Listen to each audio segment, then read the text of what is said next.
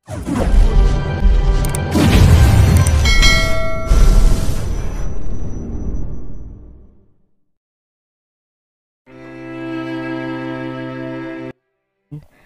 kanino mga bulaklak? Tanong ni Mar nang buksan ng pinto at mabalwagan si Victor. Hawak ang isang kumpol ng sunflowers na maayos na nakalagay sa mataas na florera. It's for you. Sagot ito at bago pa nakapag-react ang dalaga, agad nang pumasok. Nilapag ang mga bulaklak sa side table na nasa ulunan ng kama. Sumunod si Mar upang kumprontahin to. I like the flowers but I think they're not needed here, niya. Wala ako maisip na dahilan para bigyan mo ako ng mga to. Of course, not unless pati to pinagbilin sa'yo ni Rohel. Ano sa palagay mong dahilan kapag ang isang lalaki binigyan ng bulaklak ang isang dalaga? Seryosong sagot ni Victor. Ang mga matay nagpapahiwatig. Sa 1,000 damdamin. Hindi umimek si Marian. Alam niya ang sagot sa tanong nito, ngunit ayaw niyang isatinig. Narilito siya at di niya maintindihan ko anong nais palabasin ng lalaki. Do you like them? Tanong ni Victor, na makalipas sa ilang sandali, hindi pa rin magkomento ang dalaga. Napabunto hininga si Marian at tinalikuran to. Lumapit sa bintana at tumanaw sa labas. Why are you doing this, Victor? Alam mong kasintahan ako ng kapatid mo. Hindi pa kayo kasal ni Rohel, Marian. May karapatan ka pang mamili. Napabilis ang paglingon niya sa tinuran ko. Hindi ko na kailangan mamili dahil may napili na ako. Si Rohel at mahal ko siya.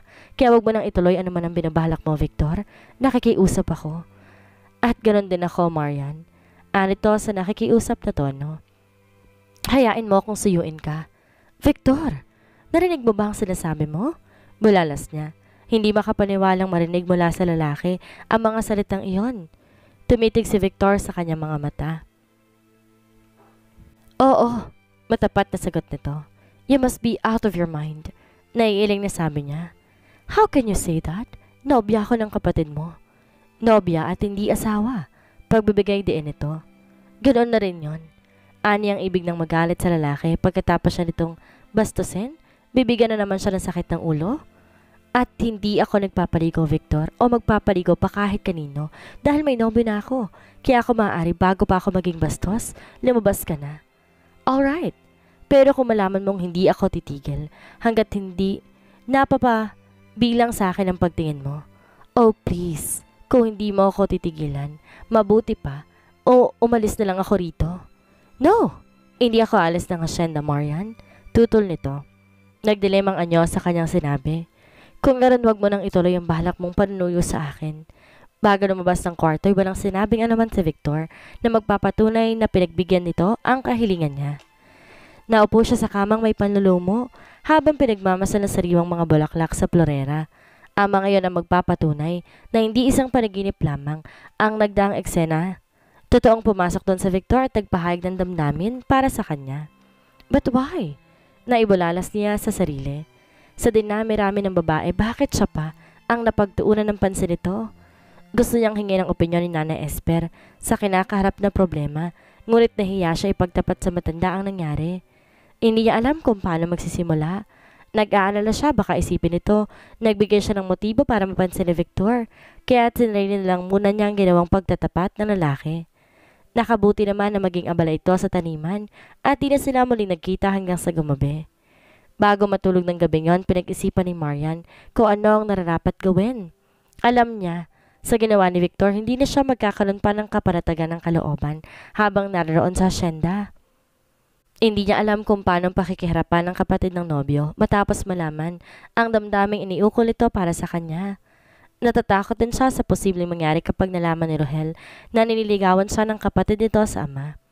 Nagwakas siya sa konklusyong aalis na lamang ng hacienda upang makaiwas kay Victor. Bukas na bukas magpapaalam siya sa lalaki. Subalit hindi nagkaroon ng pagkakataon si Marian na makausap si Victor pagkat pagising pa lamang niya kinabukasan wala na ito. Ayon kay Nana Esper, maagang umalis ang lalaki patungo Maynila para sa isang mahalagang lakad. Wala siyang mapagpipilian kundi hintayin ang pagbabalik nito. Hindi siya maaaring basta lamang umalis pagkat tiyak magtataka ang dalawang matandang katiwala kapag ginawa niya yon. 2 araw na hindi pa bumabalik buhat sa Maynila si Victor, kaya nagkaroon ng kalayaan si Marian na maglibot sa hacienda at mangalap ng materials para sa tinatapos na nobela. Nakiusap din siya kay Nana Esper na samahan ito sa bayan para mamili ng personal na gamit at upang subukan na ring tawagan si Rohel sa Basilan. Pinalad siyang makontak ang numero ng headquarters na nakalagay sa sulat na ipinadala ng nobyo ngunit wala rin ng binata. Ayon sa nakausap niya ay kasalukuyang nasa field at mayroong operasyon. Nadagdagan ng kanyang pag-aalala, ngunit ipinagdasal na lamang niya sana ligtas ito sa anumang kapahamakan. Bago makalimutan, tumawag din siya sa kanyang publisher upang ipaalam tinatapos na niya ang nobela at maaaring hindi niya ito mapasa sa araw ng kanyang deadline. Nauunawaan naman siya nito. Sinabing i-enjoy niya ang kanyang bakasyon at pagbabalik niya, pagpaplanuhan nila ang binabalak na paglulunsad ng mga bagong libro. Maliban sa pagtawag sa telepono, sinamahan din ni Marian si Nana Esper sa pamamalengke. Nangiti siya habang ini-imagine na regular na niyang gagawin iyon sa sandaling kasal na sila ni Rohel. Hindi siya papayag sa gustong mangyari ng binata na oras makasal sila, mananatili na lamang siya sa asyenda at magbubuhay senyorita. Mas gusto niyang siya ang mag-aasikaso sa bahay at sa mga pangangailangan ng kanilang magiging pamilya. Hapon na makabalik sila sa asyenda at kapuna-puna ang pananahimik ni Marian habang nakaupo sa backseat at nakato ng pansin sa mga tanawing nadaraanan nila. Bigla siyang nalungkot na maisip na magbibigay sa kanya ng problema ang ipinagtapat ni Victor kapag kasal na sila ni Rohel. Lalo pangat magkakasama silang tatlo sa silang mga isang bubong. Mukhang dumating na si Victor, sabi ni Nana Esper nang tanaw na nila ang bahay hasyenda. Sa narinig na pukaw ng pagmuni-muni ang dalaga. Biglang tumahip ang dibdib nang mabanggit ang pangalan ng lalaki. Ang sabi naman sa akin may 2, 3 araw lang siya sa Maynila. Ani Tata Ruding na nakatuon ng pansin sa pagmamaneho. Nakita ni Maren ang pulang Mitsubishi Strada sa driveway, kaya natitiyak niyang naroon na nga ito. Ngayon may hindi siya nakisali sa usapan ng mag-asawa. Maya-maya pa'y huminto ang asul na Pajero sa tabi ng modelong pick-up. Bumaba si Tata Ruding at inalalayan si Nana Esper. Si Maria na unang umibes dala mga pinamili at di na inintay pa na alalayan ng matandang lalaki. Papasok na siya sa sala nang biglang sumulpot mula sa kung saan si Victor. Sa labis sa pagkagulat na bitawan niyang supot ng pinamili at sa malas na tambad ang 2 pulang bikini na binili niya kanina. Wala siyang balak bumili ng underwear pagkat marami siya nadala, ngunit nainganyo siya ng tindera na makitang mas mababa ng 30% ang presyo ng mamahaling bikini na iyon kaysa sa tunay na halaga. Pinamulahan siya ng mukha sa nangyari. Hindi malaman ni Maren kung paano itatago sa paningin ni Victor ang mga bikini. Mabilis na yumuko ang dalaga upang damputin ang mga iyon, ngunit higit na mabilis ang lalaki. Ibigay mo sa akin yan. Bulalas niyang halos agawin kay Victor ang bikini. Naa-amuse na nagtaas ng mga kili ang lalaki. Sa mga mata babakas ang pilyong ngiti nang itapat sa mukha niya ang hawak na underwear. Magkahalong galit at pagkapahiya ang nararamdaman ni Marian sa hindi direktang pambabastos nito sa kanya. Kung makakamatay lang ang tingin, kanina pang tinanghal, labangkay ang lalaki. Amazing! Nanunodyo pang sabi ni Victor. At sa pagkamangha, siniyasat ito ang bikini na anima isang interesanting bagay na sa buong buhay ay noon lamang nakita. Hanggat hindi ko nakikitang suot mo to, hindi ako maniniwalang kakasya sa'yo. Dagdag pa. Sa muling paghablot, nagtagumpay siyang maagaw mula kay Victor ang bikini. Dali-dali niya itong ibinalik sa supot at mabilis nang tumalikod. Narinig niya ang nasisiyang halakhak ng lalaki, lalo't lamang nagpantig ang kanyang tenga. Bakit mukhang tuwang-tuwa ka? Usisa ni Nana Esper kay Victor nang pumasok sa sala, kasunod si Tata Ruding. Nakita pa nitong nagmamadaling umakyat sa itaas ang dalaga. Magkos sumagot, lalo lamang nagtawa ang lalaki. Naiiling na tumalikod ang matanda. At bubulong-bulong na sinabi, naloko na. Pagpasok sa kwarto, nanggagaliiting inihagis si Maren sa ibabaw ng kama ang supot na pinamili at tadabog na naupo sa gilid noon. Talagang ginagalit siya ni Victor at hindi niya na mapapalampas ang pambabastos nito. Kung si Rohel may karapatang biruin siya sa mga ganong bagay, pues wala ito. Dama pa rin talaga ng dalagang pag-iinit ng buong katawan, dala ng galit ng tumayo at ilabas sa mga damit sa cabinet. Padaskol ng lagay iyon sa traveling bag at nang matapos doon, sinunod na ayusin sa lagay ng makinilya ang mga patatapos na nobela. Aalis siya ngayon din. Walang makakapigil sa kanya, maging ang pangakong binitawan kay Rohel. Kung pinalampas niya ang unang pamabastos ni Victor, hindi ang pangalawa, At hindi niya nahihintayin pang sa ikatlong pagkakataon ay babastusin siya nitong muli. Bit-bit ang makinilya sa isang kamay. Sakpit ang traveling bag, binuksan niya ang pinto. Desidido na siyang umalis. Ngunit nadismay siya na mabuglawan si Victor sa labas ng kwarto.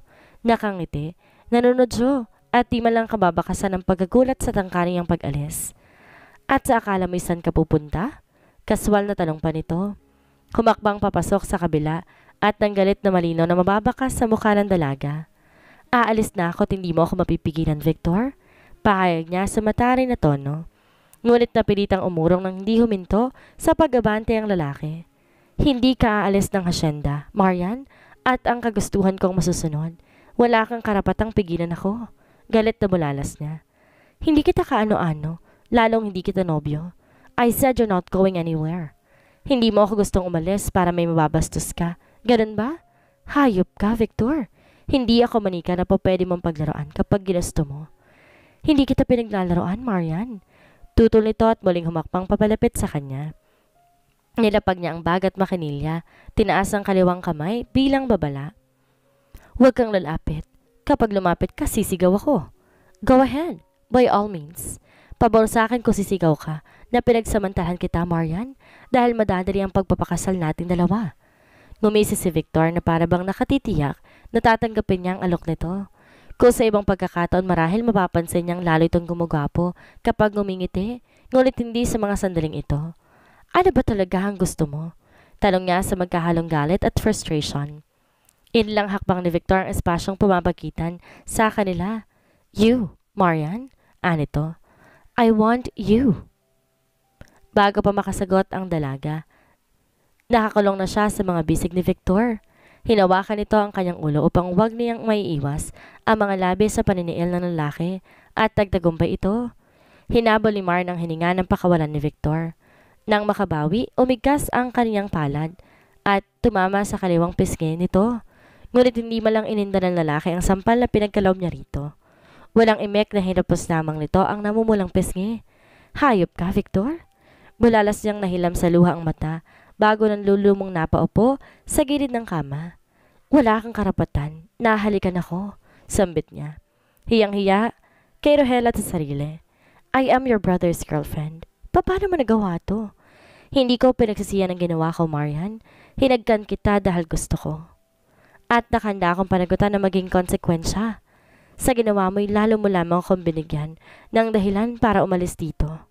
I don't care anymore. Kahit ano pang sabihin ni Nana Esper o Tita Roding, ang mahalaga makalayo ako sa isang traidor na katulad mo. Hindi ako traidor. Nagtiim ang bagang ni Victor sa tinura ng dalaga. Ngunit ano nga ba ang tawag sa isang lalaking nangaagaw ng nobya ng may nobya? Pabayaan mo na akong umalis, Victor. Nakikiusap ako. Habang hindi ka pa lubusang natutuksong gumawa ng isang bagay na pagsisisihan mo. Sa bandang huli, tumitig si Victor sa mga mata ni Marian. Nakita niyang pagsusumamo roon. Humugot siya ng isang malalim mabuntong hininga bago nag-hands up. Okay, maya-maya sabi. Bukas sa bukas din, iyahatid kita sa Maynila. Gusto ko nang umalis ngayon din, anang dalaga. Hapon na at may nagbabantang ulan. Sa makapal at maitim na ulak, natitiyak kong malakas sa magiging buhos nito. Magiging mahina para sa atin ang bumiyahe lalo pa kung madilim na ay basa pang kalsada. Hindi mo obligasyong ihatid ako sa Maynila. Maaaring ako mag-commute kaya ng ginawa namin ni Rohel nung umuwi kami rito. Ipahatid mo na lang ako kay Tata Roding sa bungad ng hasyenda? No. Iniwan ka sa akin ni Rohel, kaya obligasyon kong pangalagaan ka. Hindi ka aalis ngayong gabi at pinal na ang desisyon ko. Besides, hindi mo naman maaaring palipasan ng gabing to? Nagpawala si Marian ng malalim mabuntong hininga bago marahang tumango matapos timbangin ang katawiran ng lalaki. Kung sa bagay, naisip niya, wala namang mawawala kung magpapalipas pa siya ng isang gabi sa hasyenda. Sige, makaraay sabi ng dalaga. Pero kung bukas ako aalis, hindi mo ako kailangan ihatid pa. I think you understand. Kung pagtapos ng ginawa mong to'y mas ipagkakatiwala ko pa ang kaligtasan ko sa driver ng bus kesa sa'yo. Hindi umimik si Victor o nagkomento. Sa mga matay mababakas ang hindi may paliwanag na damdamin. At naman ang nasa sa isip, tang ito lamang nakakaalam. Wala na tayong dapat pag-usapan pa kaya makakaalis ka na. Untag ni Marian. makaraan ng mahabang katahimikang namagitan sa kanila. Lumapit sa pinto at binuksan yon para sa lalaki. Nang lumabas si Victor, saka palang muling nakahinga ng maluwag ang dalaga. Nanlalambot ang mga tuhod na sumandal sa pinto. Bago wala sa loob, sinilat ang mga labing hinagka nito. Nagagalit siya sa kapangasan ni Victor, ngunit sa kabila niyon hindi niya maitatanggi. Naghatid ng kakaibang kiliti sa kanyang pandama ang ginawa nito. At dahil doon kaya nararapat lamang na umalis na siya ng asyenda.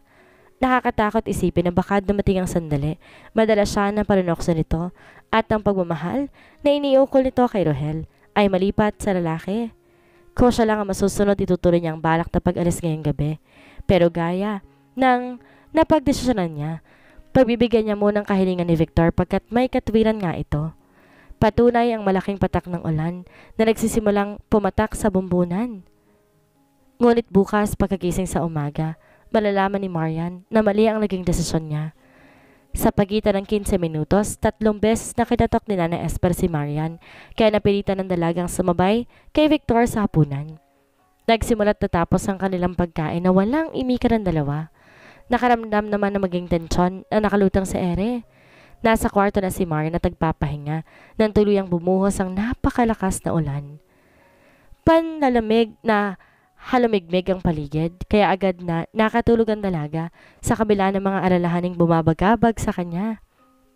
Hating gabi, nagsasalit ang kulog at kidlat at ang paligid, pinuno ng ingay ng malakas na ulan, ngunit nanatiling mahimbing ang tulog ni Marian. Sa muling pagliwanag ng kwarto, sandaling tumambad ng isang aninong mabilis pumasok sa pinto na agad ding puminid, bago dahan-dahan buong ingat na lumapit sa kinaroroonan ng dalaga. Ilang sandali nitong pinagmasdan ang natutulog na kagandahan bago maya-may inilabas ang puting panyo sa bulsa ng pantalon. Naalimpungatan si Marian sa masangsang na amoy.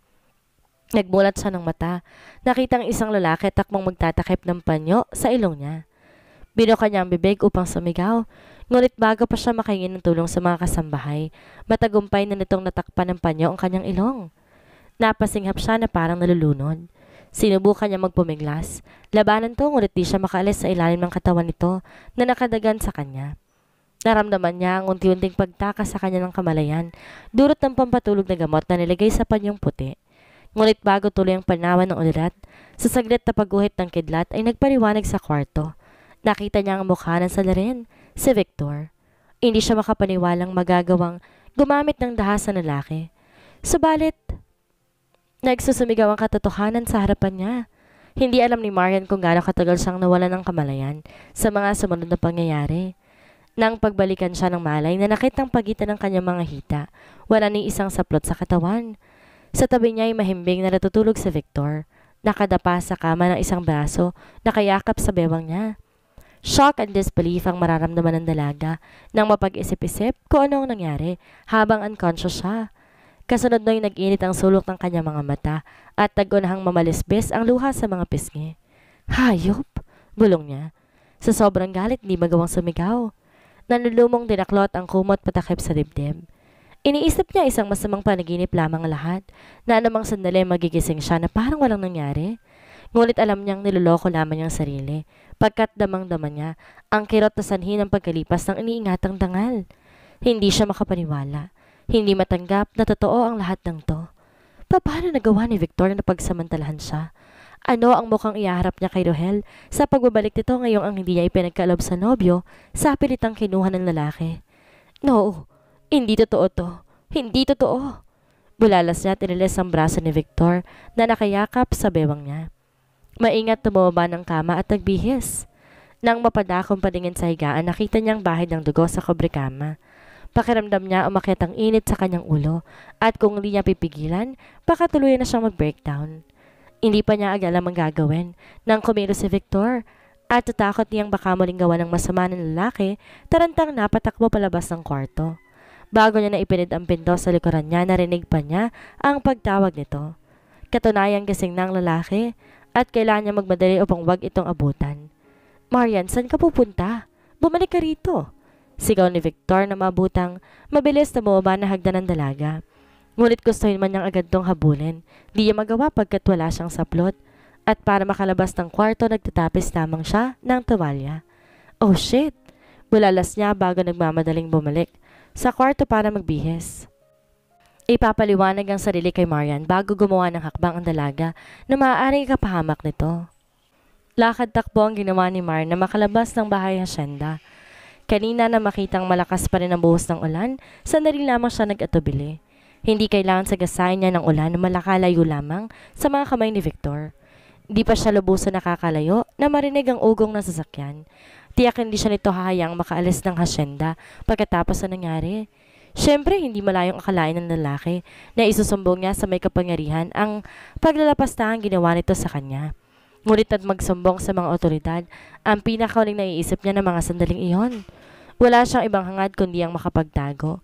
Ang iba pang nararapat gawin sa kanilang niya pag-iisipan. Bilisan niya ang pagtakbo nang marinig ang papalapit na ugong na sasakyan. Sa pagnanais na magmakita ni Victor, lumihis siya sa kalsada, tinilunton ang damuhan. Ngunit bago pa siya makalayo, tinamaan siya ng liwanag ng headlight at kasunod nooy huminto ang sasakyan. Otomatikong napalingon ng dalaga.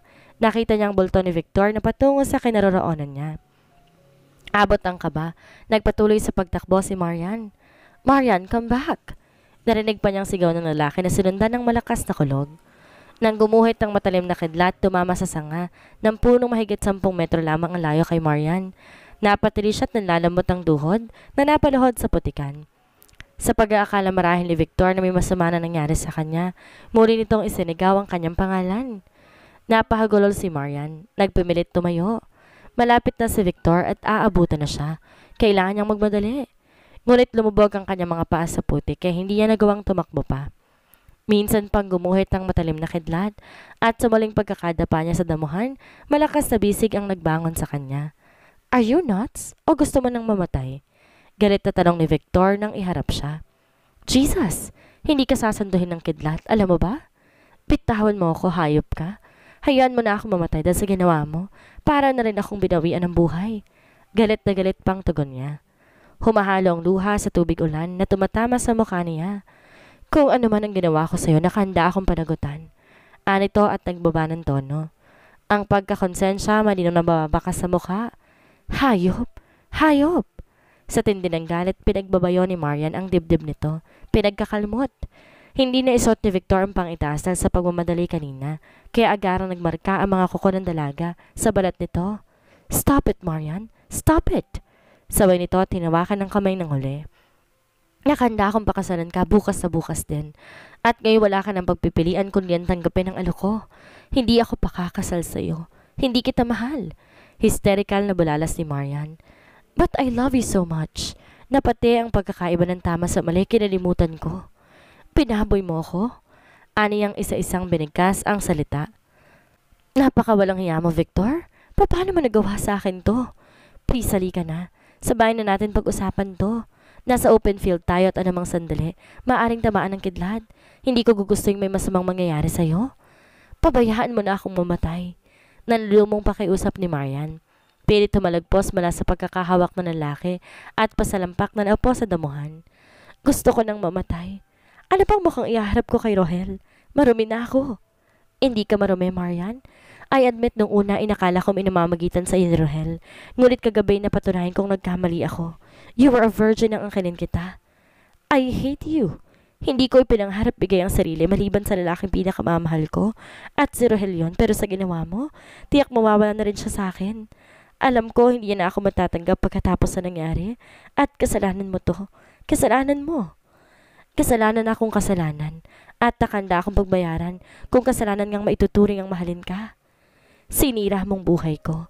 Sinira mo mga pangarap namin ni Rohel. Napakasama mo." Hindi ko niya kay si Victor sa bintang na yun ng dalaga sapagkat totoo. Alam niya sinira niyang buhay ni Marian, maging ang mga pangarap ni Rohel ng pagsamantala niya ang dalaga. At napakalaki ng kasalanan niya sa dalawa. Ngunit magsisiman siya, huli na. Hindi na may babalik pa sa dati ang lahat, kaya kinakailangan harapin na lamang niya ang konsekwensya. "Let's go, please." Pakiusap niya. Inalalayan sa muling pagtayo ang dalaga. Nakahinga siya ng maluwag nang hindi na tumutol pa ito. Kahit na buong ingat na buhatin niya ito pabalik sa sasakyan, animo to na lang patuloy lamang sa pagtahimik na iyak si Marian. Nagtatagis sa mga bagang ni Victor. Halos mamuti ang mga kamao sa higpit ng pagkakahawak sa manibela. Matapos ihinto ang pickup sa driveway, mabilis bumaba si Victor, lumigad sa passenger seat upang alalayan ng dalaga. Can you walk? Buong pag-aalalang tanong niya kay Marian nang buksan ang pinto sa tapat nito. Hindi umimik ang dalaga at hindi man lang tumingin sa kanya. Matapos sumugot na isang malalim mabuntong hininga, nagpa siya siyang buhatin nito papasok sa bahay. Hindi tumutol si Marian. Kahit napabor sa kanyang pananahimik ng dalaga, nagtaka pa rin siya sa biglaang pagbabago ng reaksyon nito. Mula sa pagiging marahas, naging maamo at sunod-sunuran sa kanya. Pagpaghen sa itaas, sa kwarto niya tinuloy ni Victor si Marian. Diretso sa banyo kung saan nilipat niya ang kanilang mga sarili. Sadot siya habang yakap ang tulalang dalaga. Buong pagsamba, nilinis ni Victor ang katawan ni Marian. Sinabon para matanggal ang putik na nakakulapol sa mga biti at paa nito. Mahal na mahal kita. Bulong niya habang pinagmamasdan ng magandang mukha ng dalaga. Ang mukhang iyon ang nais niya makita pagising sa umaga bago matulog sa gabi. Kahit habang buhay pagsilbihan niya to okay lang sa kanya. Mapatawad lang ng babae at matutulong mahalin sa bandang huli. Pagkatapos linisin ang katawan ni Marian, binalot niya ito ng tuwalya at binuhat. Nilapag lang niya ang dalaga sa kama at lumabas na ng kwarto. Nang magbalik, dala na niya ang damit nito. Nakatulala pa rin si Marian habang binibihisan ni Victor. At kung kanina, kinatuwa niyang hindi pagtutulan dalaga sa bawat gawin niya, ngayon hindi na. Nagsimula na rin siyang mabahala sa kawalan ng reaksyon nito nang pilitin niyang kunin ang atensyon ng dalaga sa pamamagitan ng pagkaway sa tapat ng mukha nito. Marian? Inawakan niya ito sa magkabalang balikat at niyugyog.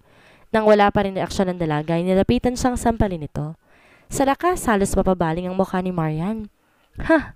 Wari namang nagising mula sa mahimbing na pagkakatulog, si Marian. Napatitig to kay Victor. At nang muling na-realize ko ano nangyayari, napahagulhol ng iyak. Marian, patawarin mo ko. Nagawa ko lang yan dahil sa labis sa pagmamahal ko sa'yo. Gusto ko mapag-isa. Iwanan mo na ako. Anang dalaga. No, ani Victor. Nakangamba sa maaaring gawin ito. Oras na mapag-isa. Please, leave me alone. Bulala si Marian. Nandidilat sa galit ng mga mata ng lalaki. Hindi ko magawang isipin kung naririto ka. Kaya iwan mo na muna ako. Matapos tansyahin ng niloloob ng dalaga, nagpahinuhod si Victor na iwan to. Lumabas siya ng kwarto ngunit di siya umalis sa tapat ng pinto upang agad na madamayan ng dalaga sakaling gawa nito na masama ang sarili. Si Marian nang mapag-isa ay humagulhol at sinubsob ang sarili sa kama. Hindi pa rin makapaniwala na nangyari sa buhay niya ang bangungot na ito. Kapalit ang pagsamantala ni Victoria ang alok na kasal. Ngunit ganun lang ba kadali iyon?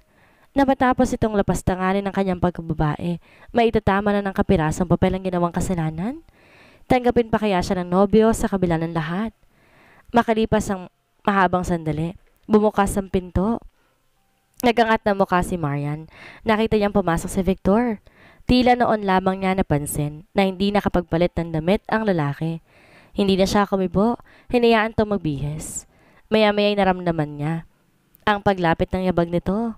Pumiksi siya ng haplusin ng lalaki.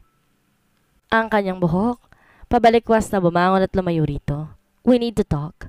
Ani Victor na diretsyon tumitig sa mga mata ng dalaga. Sa ayaw at sa gusto mo, kailangan tayo mag-usap. Hindi umimik si Marian, binaling sa malayo ang paningin. Hindi niya makokontrol ang emosyon kung sasalubungin niya ang tingin ng lalaki.